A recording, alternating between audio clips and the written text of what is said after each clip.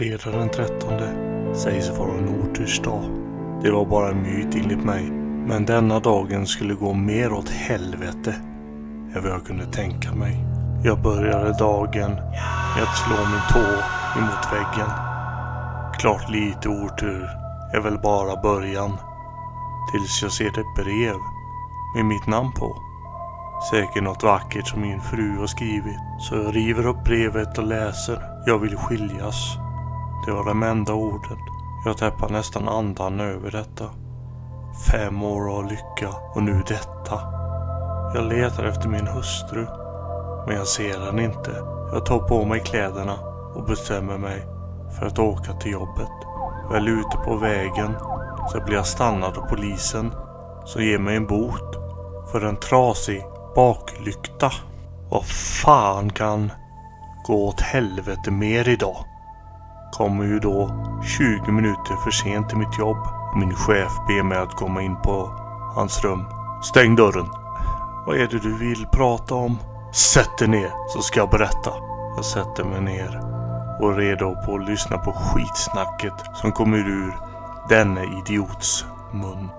För det första är detta din 3:e gång du kommer för sent på 5 år, så det är tillräckligt för att sparka dig.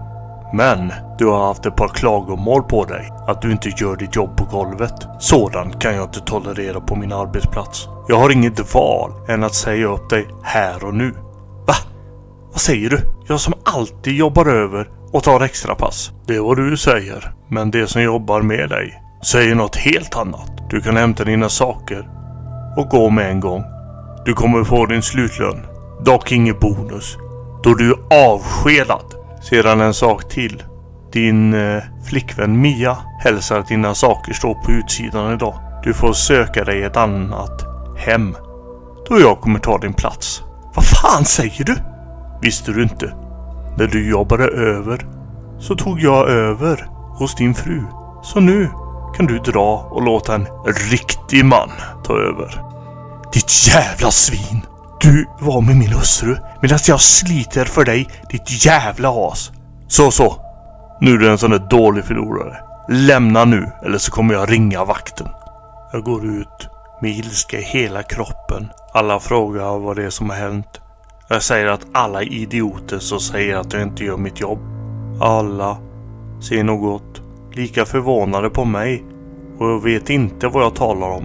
Jag tar alla saker på mitt skrivbord medan jag tar ett tangentbord och slår rätt in i skärmen innan jag går. Jävla as till chef. Då plingar det till ett meddelande från tydligen min exfru som ställt ut alla mina kläder på gatan som hon skickat mig en bild. Så när jag kommer hem så börjar det att regna medan mina kläder är både våta och en del saknas. Jag tappar nästan greppet när min chef kör upp med sin bil och går förbi.